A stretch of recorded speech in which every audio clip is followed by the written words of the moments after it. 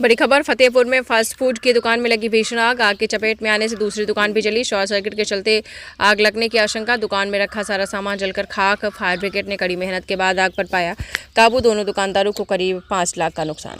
सब कुछ खत्म होगा।